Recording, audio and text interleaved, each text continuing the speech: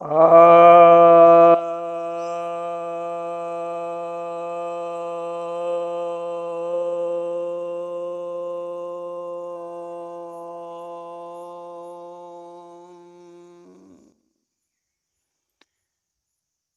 भक्तजनों को सब प्रेम। भक्तों, आज मैं आपको अति निद्रा से कैसे छुटकारा हो उस विषय पर बताने जा रहा हूँ। कई भक्तों ने यह जिज्ञासा की है और निवेदन किया है कि इस विषय पर वीडियो बनाया जाए, क्योंकि नींद लाने के लिए तो बहुत सारे उपाय हैं, नींद भगाने के उपाय भी चाहिए। विशेषकर विद्यार्थियों के लिए यह बहुत ज़रूरी है। जो विद्यार्थी हैं वे हालांकि जागने के लिए बहुत तकनीक अपनाते हैं, जैसे चाय पीना या कॉफ़ी पीना, तो इससे नींद भाग जाती है। और कुछ लोग औषधियों का भी सेवन करते हैं, जैसे कि कुचले का सेवन करना या लौ भस्म या अभ्रक भस्म या रस सिंदूर का प्रयोग। और गर्म पानी पीने से भी नींद भाग जाती है। और आँखों पर, चेहरे को, सर को ठंडे पानी से धोने से भी नींद भाग जाती है। बादाम का तेल लगाने से और पीने से भी नींद भाग जाती है। परंतु आपको यह बताऊं कि उस तरह से रसायन से नींद भगाना एक अलग बात है। पहले हमें यह जानना होगा कि नींद आखिर आती क्यों है, इसके पीछे कारण क्या है। नींद तब आती है जब हम लोग का शरीर थक जाता है और हम लोग का दिमाग भी थक जाता है। शारीरिक थकावट और मानसिक थकावट की वजह से नींद आती है। और कोई भी व्यक्ति काम करेगा तो थकेगा ही।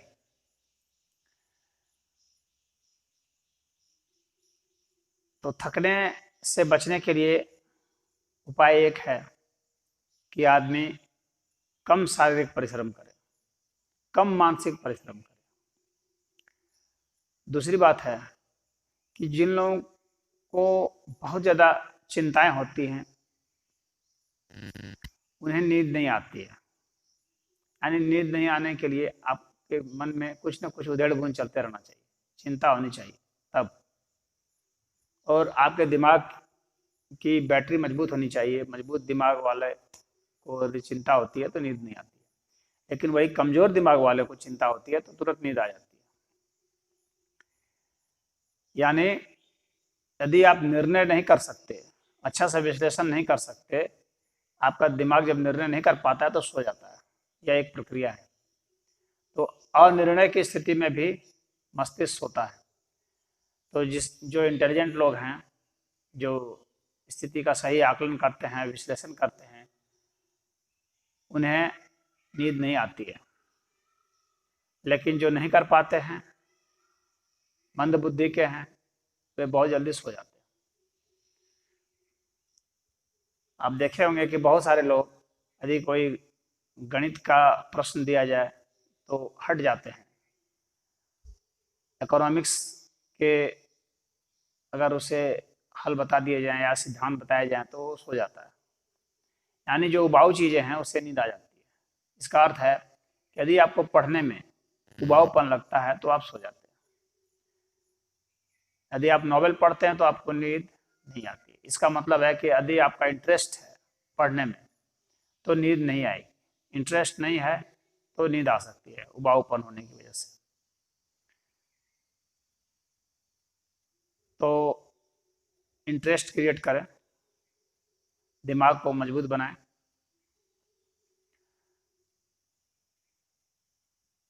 निर्णय की क्षमता रखें, विश्लेषण अच्छा करें।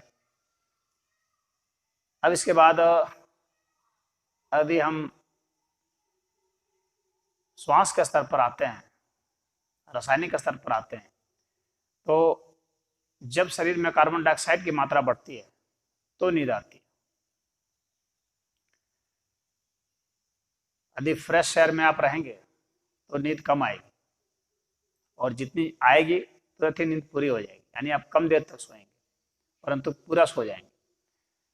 और यदि बंद कमरे में सोते हैं जहाँ खुली हवा नहीं आती है या प्रदूषण वाले इलाके में रहते हैं तो आपको नींद बहुत ज़्यादा आएगी, क्योंकि बहुत देर तक सोएंगे तभी शरीर पूरा कर पाएगा, अपने को ताज़ा कर पाएगा।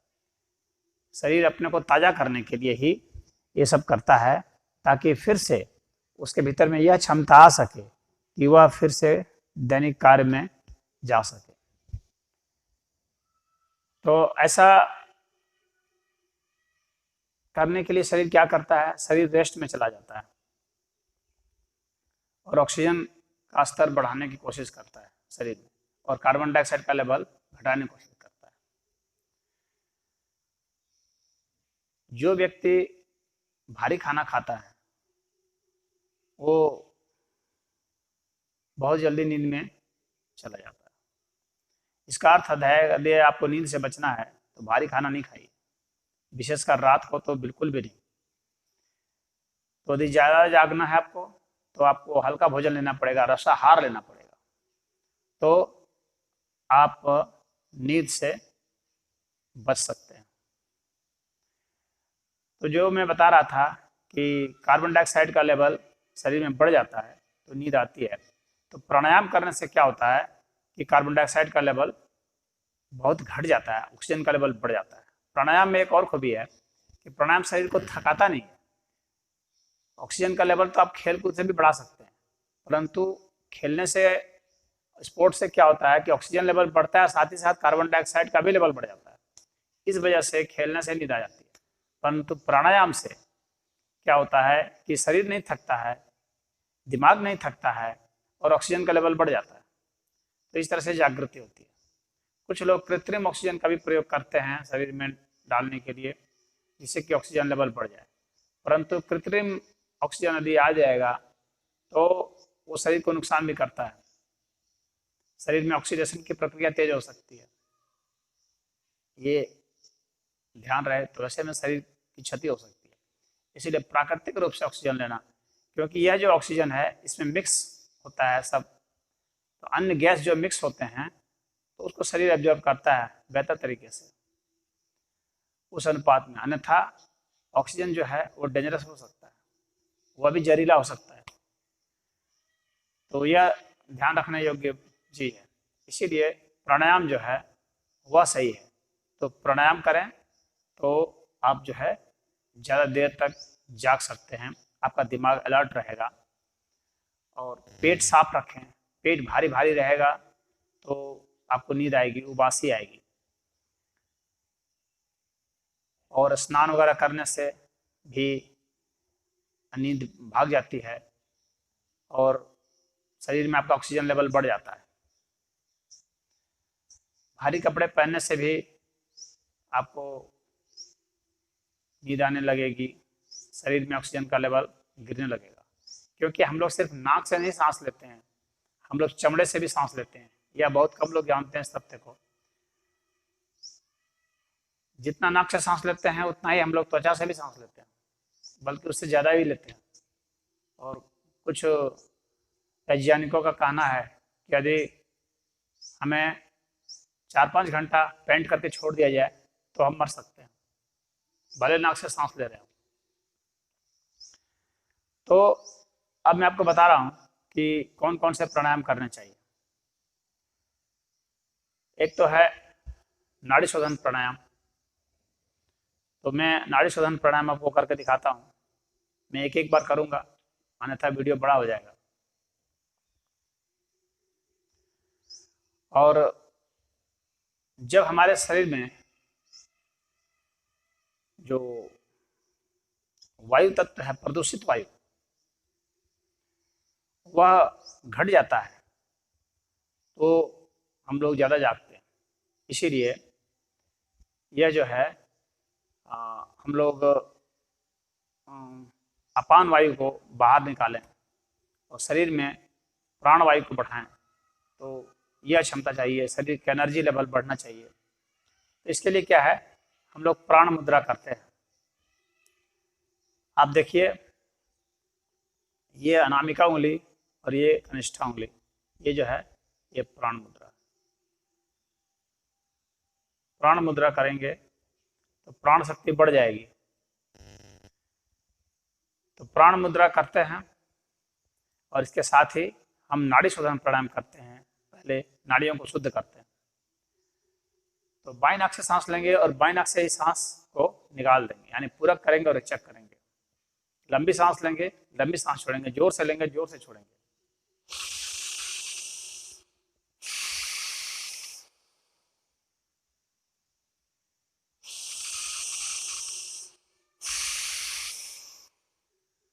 इसी क्रिया को आप दाएं नाक से करेंगे।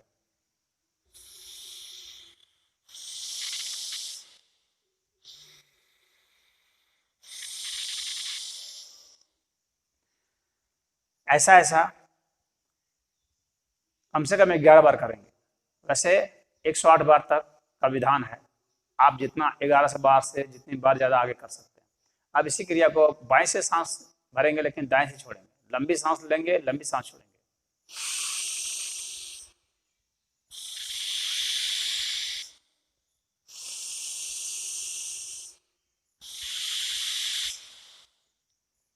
अब दाएं नाक से सांस भरेंगे और बाएं नाक से सांस छोड़ेंगे। मैंने 2 बार करके दिखाया, आपको कम से कम 11 बार करना है और 108 बार तक ले जाना है, बीच में जहां तक जा सकते हैं आप।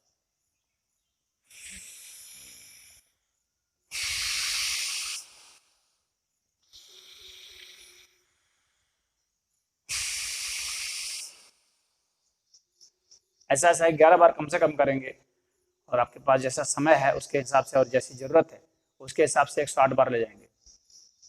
अब फिर बाएं नाक से सांस लेकर दाएं से छोड़ेंगे, तत्कालिक दाएं से लेकर के बाएं में छोड़ेंगे।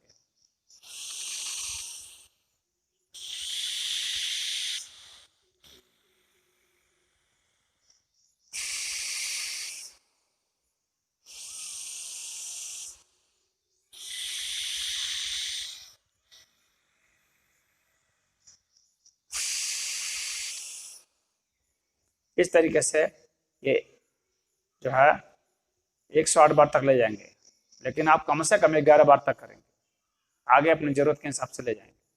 अब इसी नाड़ी शोधन के हिसाब से ही अनुलोम विलोम प्राणायाम भी होता है। अंतर सिर्फ इतना है कि श्वास की गति उसमें मंद होती है, लंबी तो होती है परंतु आवाज बाहर नहीं आती है सांस की। धीमे धीमे सांस लेते हैं, धीमे धीमे सांस छोड़ते हैं। बाकी क्रियाएं इसी तरह से होंगी। बाएं नाक से सांस लेंगे, दाएं से छोड़ेंगे, दाएं से लेंगे और बाएं से छोड़ेंगे, लेकिन लंबी लेंगे।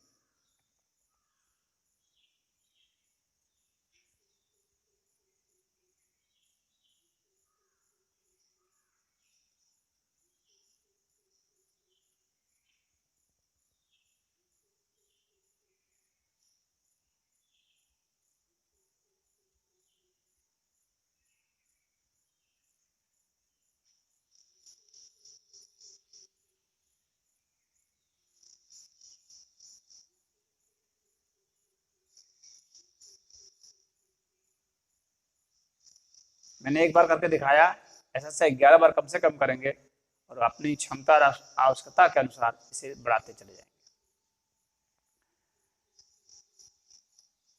आपको अनुभव होता होगा कि जब आप खाना नहीं खाते हैं तो भूख नहीं लगती है, बहुत कम चांस होता है भूख लगने का।